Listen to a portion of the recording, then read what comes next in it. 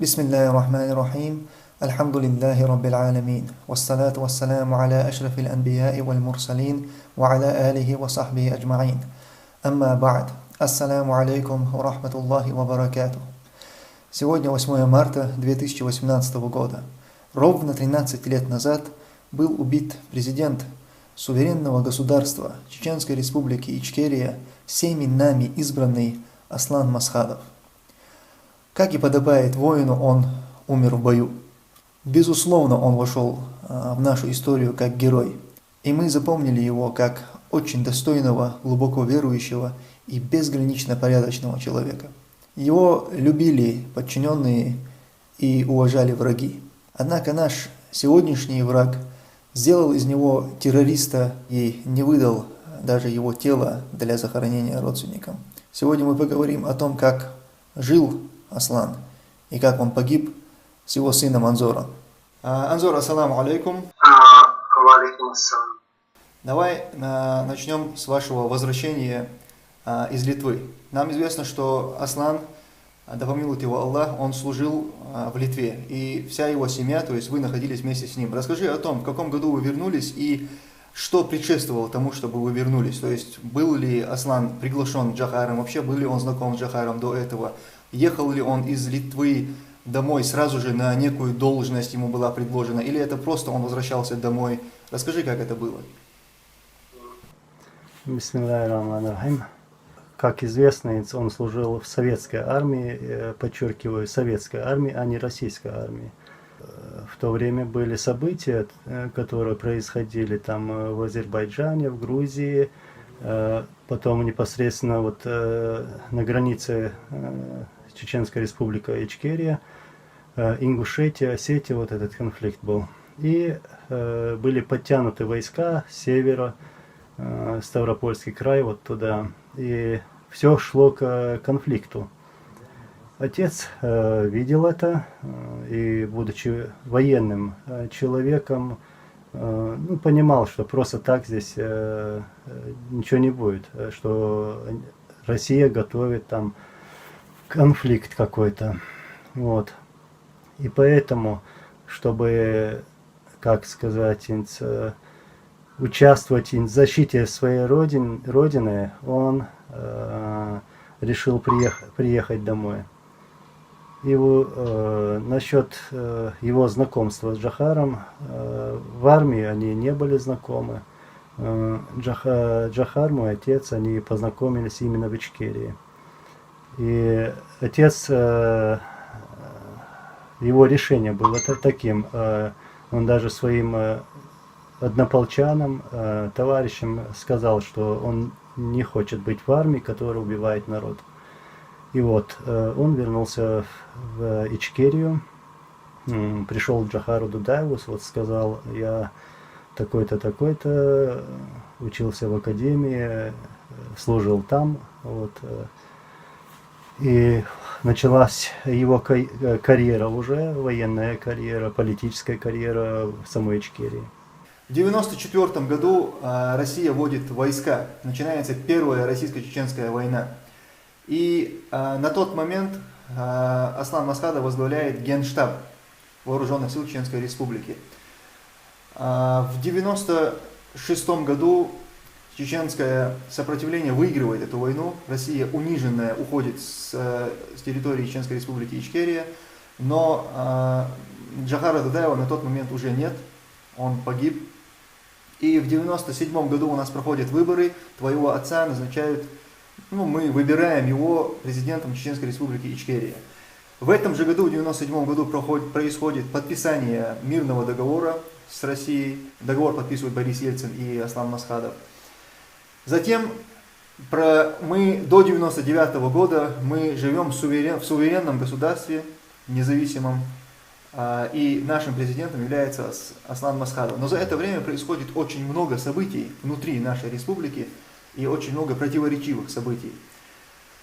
Я хотел бы, чтобы ты рассказал один момент, когда внутри в республике был очень серьезный накал, и республика стояла на пороге гражданской войны. Это был, если мне не изменяет память, это был 98 год. когда произошли столкновения в Гудермесе между чеченскими полевыми командирами. И на тот момент очень много людей собралось в Грозном и собирались напасть, то есть начать эту войну, пролить кровь, напасть на тех, кто был тогда укреплен в Урус-Мартане. И насколько мне известно, тогда именно Масхадов остановил эти бои столкновения, именно он остудил пыл этих людей и сказал, что ни в коем случае мы не прольем чеченской крови. Скажи, действительно, так ли это было и помнишь ли ты эти события? Это был 98 год, конец лета, события в Гудермесе. Русским удалось как-то управлять некоторыми командирами и расколоть их, и направить их против президента. Там были всякого рода обвинения, чуть ли там на работу России, то есть как бы получалось, что мой отец там на России работает. Да, это смешно было. Эти слухи распространялись, говоря, что Масхадов якобы человек России и работает на Россию. То есть вот именно в таком ключе подавалась информация в то время, и именно на этой почве против него было совершено покушение, насколько мы знаем. Несмотря на все эти разговоры, именно Аслан тогда останавливает возможное кровопролитие среди чеченцев внутри, да, он не дает своего добра на то, чтобы начали операцию против этих людей.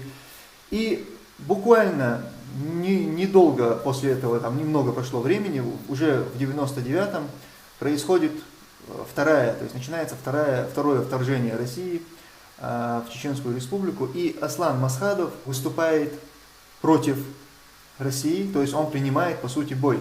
Скажи, какова была реакция на это тех людей, которые до этого обвиняли Аслана в том, что он человек России? Все, вот, открыто говоря, люди из джамаатов, потому что там несколько джамаатов было, там Цагараевы, Ахмадовы, Бараевы, все эти люди были в какое-то время, свое время, противниками моего отца. Но когда началась война, эти люди почему-то стали рядом с моим отцом, подошли к нему и сказали: Аслан, нами управляли какие-то люди, фамилии назывались, эти люди управляли, и они нам внушали, что ты работаешь на Россию, ты сделаешь все для России, как бы уступки там в этом роде. Но был такой случай в Валерое, это наше родовое село, узнав, что мой отец там находится, российские войска, контрактники, они окружили это село, и отцу, его охранникам пришлось выходить из этого села с боем. Вот им пришлось выходить с боем друг к другу, метров 15-20 там в лоб стрелять из автоматов приходилось. И с потерями, но они вышли. И потом с ними были бойцы из вчерашних джаматов. Вот они рассказывают про этот бой. А вы видели, как президент наш президент стрелял? Нам же вчера говорили, что он против, что он вместе с Россией, и что он их не человек, как бы, они в это как бы, это было для них то есть, очень смотри, сильно. Да. То есть, когда Аслан выступил против врага, не стал на его сторону, как, например, сделали это некоторые ушедшие непобежденными в республике, чей культ личности сегодня навязывается нашей молодежи. Те люди, которые были вчера против него, они осознали, что они были неправы и вошли в подчинение президента. Я правильно понимаю? Они вошли в подчинение, они до конца боролись против оккупантов и отдали свои жизни. Будучи в подчинении у президента. Будучи в подчинении у президента, да. Сейчас я хотел бы подойти плотнее к этому событию, когда все объединились вокруг своего президента под его командованием. А ты можешь рассказать, в каком году это произошло и что этому вообще предшествовало?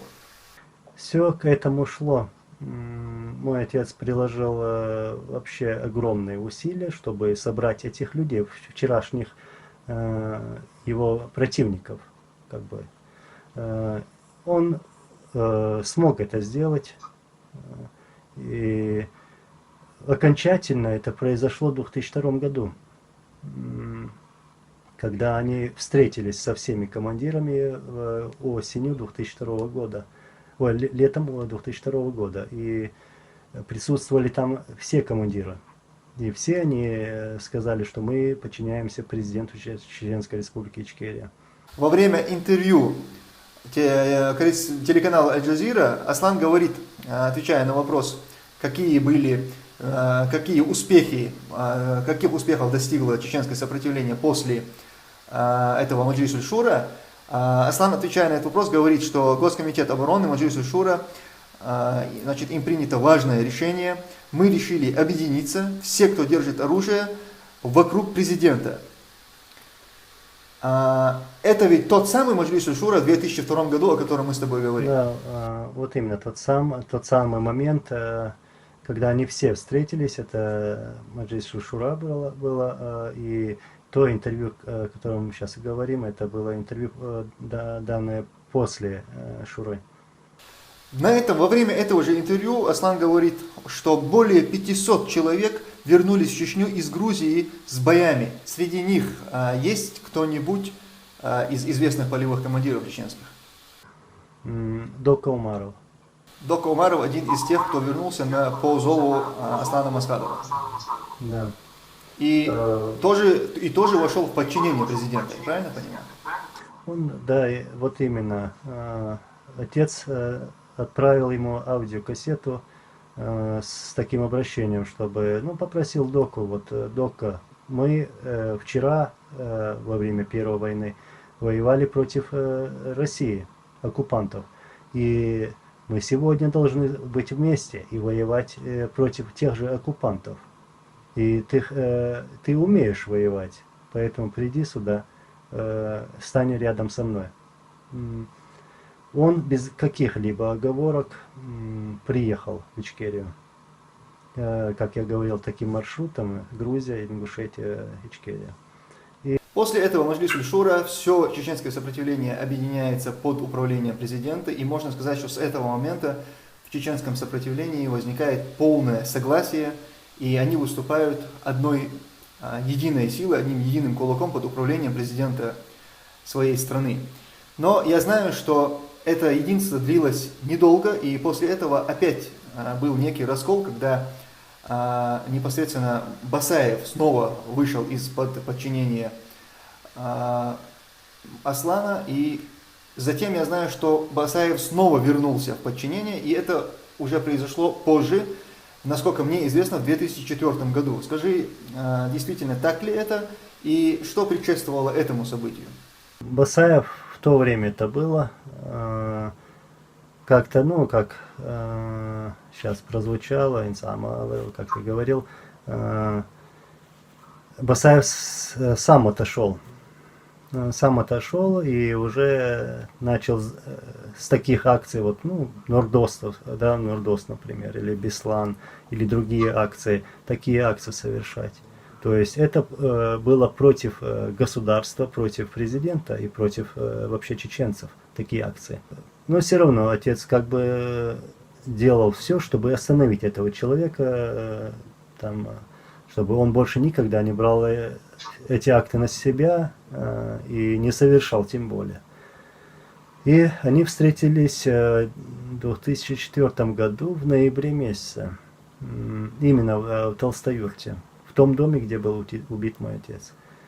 Встретились, и Шамиль поклялся, что больше никогда совершать такие акции не будет. На этой встрече присутствовал еще Абдулгалим Садулаев. То есть с 2004 года мы можем уверенно говорить, что больше никаких разногласий в чеченском сопротивлении, внутри чеченского сопротивления уже не было, и все полевые командиры, сражающиеся на территории Чеченской Республики Ичкерия, входили в подчинение президенту этой страны.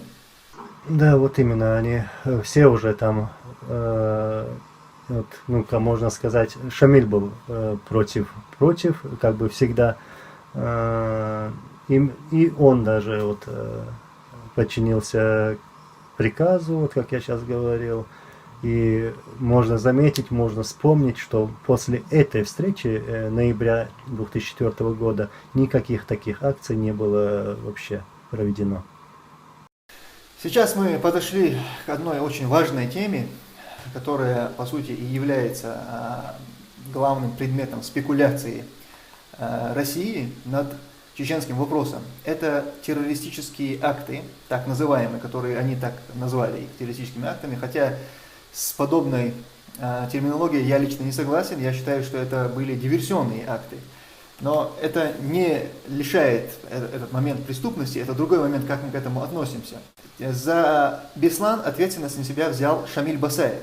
И произошло это в 2004 году. Ведь этот акт произошел до того, как Шамиль подчинился Аслану Масхадову. Шамиль Басаев был ну, такой важной фигурой в чеченском сопротивлении. Ну, каких там он нападений не делал бы, но это делалось же от имени нас, чеченцев, как бы так. И ну, никакие там вооруженные силы тоже не входил Шамиль Басаев. Он воевал так же, как и другие там добровольцы, например, я так говорю. Официально вот там он в вооруженные силы не входил. Именно так и было. Россия, зная, что Шамиль взял на себя эту ответственность за Беслан, пытается приписать эту акцию чеченскому руководству, то есть руководству Чеченской Республики Ичкерия.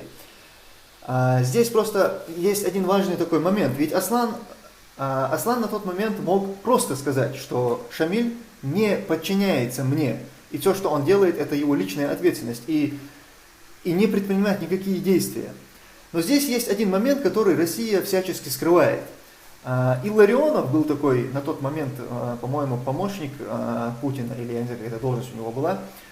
Он рассказал о том, что Аслан Масхадов не просто отстранился от этого акта, но он даже предложил свое участие в освобождении этих заложников, которые были тогда взяты в Беслан.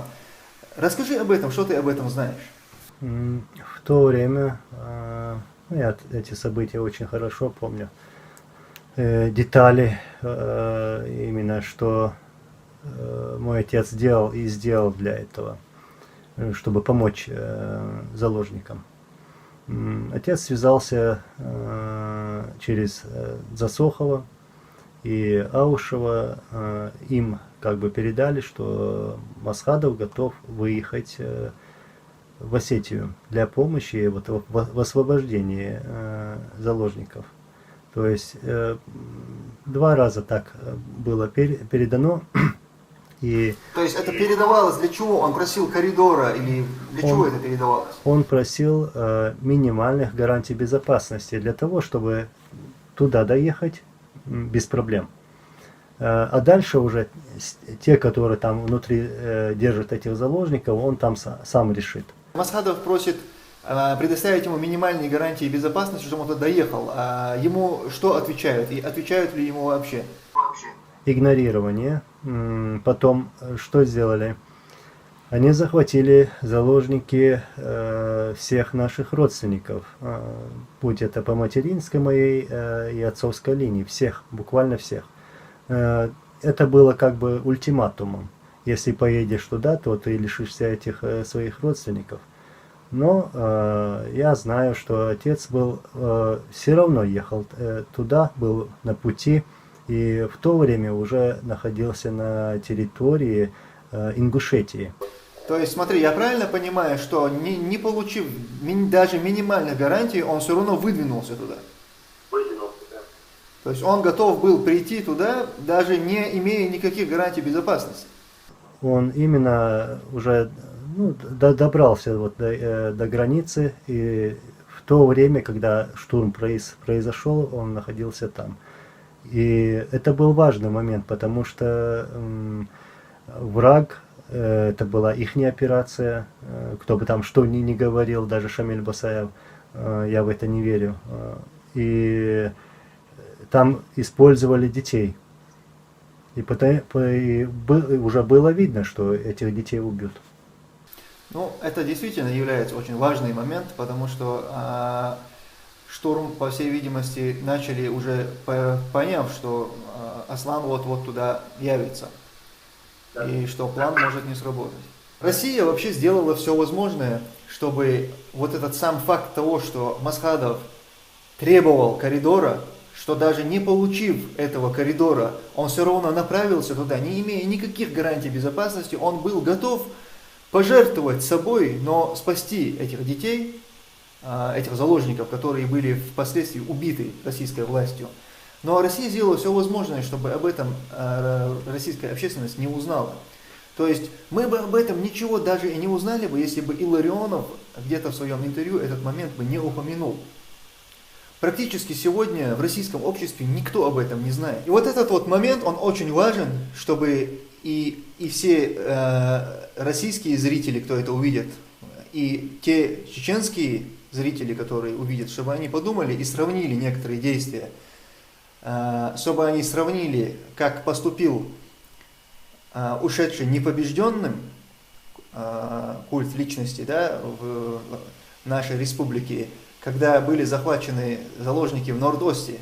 И тогда руководитель этой группы, захватившей заложников, Маусар Бараев, он тогда предложил Путину, что если к ним придет Кадыров, Ахмад, то они выдадут, по-моему, отпустят 100 заложников, я не помню сколько это, но это было крупное число. И Кадыров-старший на тот момент находился в Москве, когда они говорили об этом. И после этих слов Кадыров-старший уехал из Москвы, спешно покинул Москву, чтобы, не дай бог, ему российский царь не приказал пойти туда и сделать этот обмен, осуществить. Поэтому это очень важный момент, как себя повел пророссийский ставленник, да, губернатор в Чечне, и как себя повел президент суверенного государства, который мог просто ничего не делать. Просто сказать, что мы к этому не причастны, разбирайтесь там с Шамилем Басаевым, это вот его инициатива. И никто бы с него ничего не смог спросить, он действительно не был причастен к этому. Однако этот человек был готов пойти и пожертвовать собой. Это очень важный момент, на который я хотел обратить внимание. Перенесемся в 2005 год, март месяц, последнее интервью Аслана Масхадова для радио «Свобода». В этом интервью, это аудиоинтервью, Аслан говорит такие слова. Муджахид, когда берут в заложники его сестру или жену, подходит к нам и спрашивает, имеет ли он право сделать то же самое, и мы ему говорим, что Аллах этого не разрешает. Так кто террорист или бандит, пусть завирают свои ярлыки и вешают на своих генералов. Это показывает отношение Аслана к подобного рода действиям, как бы сегодня не пытались очернить его. 8 марта 2005 года в селении Толстой-Юрт был убит Аслан Масхадов, президент Чеченской республики Ичкерия. И тогда директор ФСБ Патрушев доложил об этом Путину, сказав, что они уничтожили террориста, руководителя террористической группы. От кого ты узнал о том, что это произошло, что Аслана больше нет?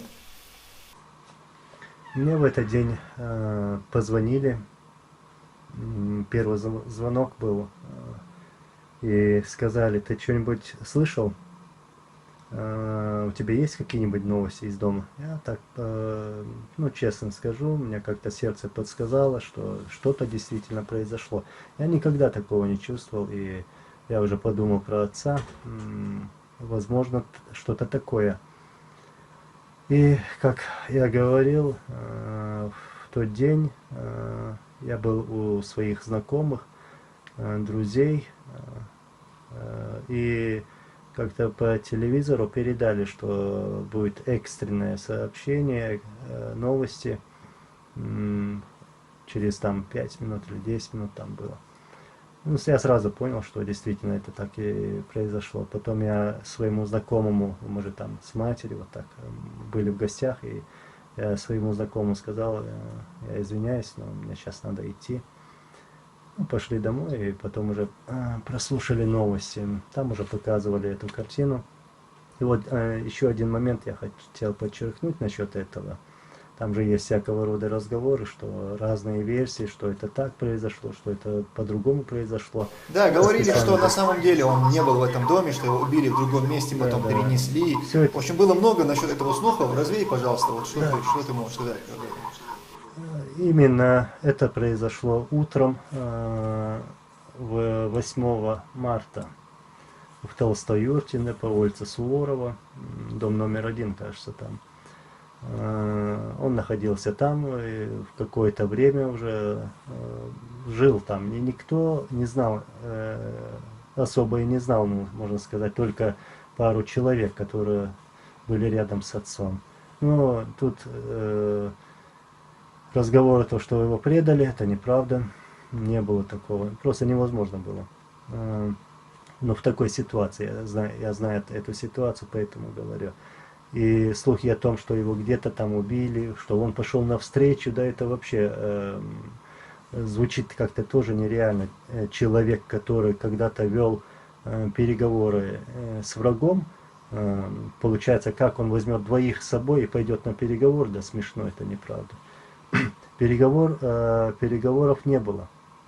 Россия никак не ответила на все эти призывы к миру, не ответила, и он ждал, да, действительно ждал, что Россия очнется, вот, ну, как-то или кто-то, что-то там, может, будут переговоры. Ну, особо и отец и не верил, понимая, кто стоит у власти в России. Перед тем, как его убьют, незадолго до этого он объявил мораторий на наступательные действия. То есть муджахиды обязывались не проводить никаких наступательных операций, только защищаться в случае, если будут атаковать. То есть это было одностороннее объявление о остановлении огня, о прекращении огня. И многие говорят о том, что его именно на переговорах как-то там убили из-за этого, то есть думая, что он объявил о моратории и были некие попытки переговоров, и что он мог встретиться с какими-либо генералами, и что его могли подставить. То есть отсюда идут эти слухи. Ты в это не веришь и опровергаешь, что такое возможно, правильно? Отрицаю такое, что такое могло вообще произойти. Отрицаю, опровергаю. И что там произошло, я это все знаю. То есть Россия вообще никак не ответила на вот эту вот попытку остановить войну. Он назначил Ханбиева Умара, бывшего министра здравоохранения, человеком, который будет участвовать в этих переговорах.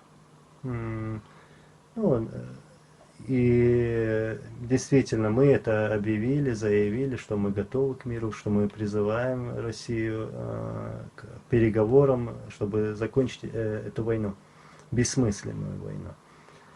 Ну вот, и никаких там, никакого ответа со стороны России, Путина там вообще не было.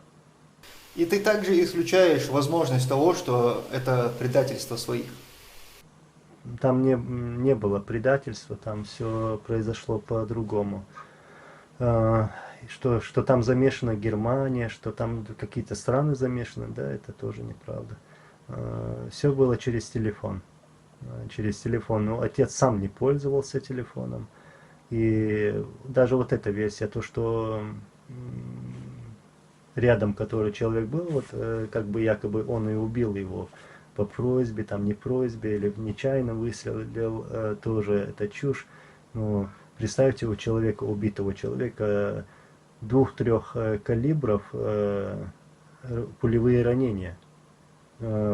Сзади, например, или сбоку, сверху, вот так, под разными наклоном. И тоже ихняя версия тоже не подходит. Там был бой, там применили газ, там взорвали взрывчатку и был штурм. Ты сейчас говорил о пулевых ранениях, но насколько я понимаю, вы не видели тело отца. То есть вы, я имею в виду, непосредственно вы его не видели. Вы видели только то, что видели мы все по телевизору, правильно? Да, вот именно. Я его не видел. Были ли вообще какие-то попытки получить тело у вас? Или, может быть, Россия там проводила какие-то, я не знаю, процедуру опознания, вас приглашали как родственников это сделать? Вот были какие-нибудь контакты с российской стороной? У нас есть документы, которых никто и не видел, имеется в виду так, на публику, где там все обозначено, как эти пулевые ранения были. Я поэтому так уверенно и говорю. Второе, вот, касающееся этого вопроса. Были обращения к самим руководителям России, требования. Потом было такое же требование к патриарху России. Потом были обращения к папе римскому, к мусульманским лидерам, патриарху Грузии, человек, с которым я встречался сам лично, патриарх Грузии, он ответил. Единственный человек, который ответил. Но успеха эти действия не возымели. Понимая и принимая тот факт, учитывая тот факт, какое государство нас всегда уничтожало и убивало. Мы и сегодня понимаем, что принудить так этого варвара, врага, будет очень сложно. То есть тело Аслана вам отказывают до сих пор его выдать, и вы не знаете, что с ним произошло, где он был захоронен, нет никакой информации. Нет, по сегодняшний день мой отец, вот наш президент, они не называют этого места, где он захоронен. Здесь я хотел бы отметить действия самого Аслана Масхадова, того человека, которого они называют террористом и не выдают его тело. В первую чеченскую войну, первую российско-чеченскую войну, есть фрагмент переговоров, где сидит представитель, я не знаю, кто этот человек, но этот человек пришел договариваться об обмене военнопленными. И Аслан отвечает, он говорит, что пленных мы будем менять только всех на всех. Мы, говорит, будем отдавать военнопленных, у нас, говорит, действительно в плену военные российские, а вы, говорит, будете нам отдавать мирных людей, которых вы захватили и мучаете в концлагерях. А что касается, он говорит, трупов, никаких препятствий быть не может, он говорит. И сидящему перед собой, своему воину, одному из чеченских командиров, который присутствует во время этих переговоров, он говорит, сопроводить в места, где есть трупы, говорит, сопроводить, обеспечить безопасность, пусть забирают. Так, еще вопрос у них был один. Декайдуй отцун сам удомилдубу. Вы от чего хаирите? Значит, трупы пускай забирают. Где они есть, там трупы отдавать без всяких препятствий. Вот. Если они знают точное место, где они захоронены, значит, сопроводить, беспрепятственно пропустить и отдать трупы. Вот. Никакого разговора насчет трупов не может быть. И этот человек был объявлен российской властью террористом, и его тело не выдают по сегодняшний день, и ни его родственники, ни чеченский народ не знает, где сегодня захоронено тело их президента. Ну вот именно, вот касаешься вот таких моментов, что он был сторонником того, чтобы выдавали все-таки военнопленных, тех людей, которые пришли воевать и убивать. их выдавали сотнями. У нас очень много пленных было, и офицеров, солдат и офицеров. И вот он буквально просто умолял там ихнюю сторону, вражескую сторону, чтобы те, ладно, мы остановим стрельбу по вам, хотя бы вот свои тела заберите, которые, вот так и говорил, жрут и собаки, и кошки. Все эти моменты показывают, насколько он был благородным человеком, достойным воином и искренним президентом для своей страны. И мы просим Аллаха, чтобы он помиловал его, даровал ему степень шахида, да помилует его Аллах, и пусть Аллах дарует вам терпение. Я благодарю тебя, Анзор, за это интервью. Баракаллаху фика. Распространяйте это видео среди людей. Пусть видят и оценивают, кто в этих войнах является героем, а кто предателем. И самое главное, пусть видят, кто является террористом, а кто является благородным воином.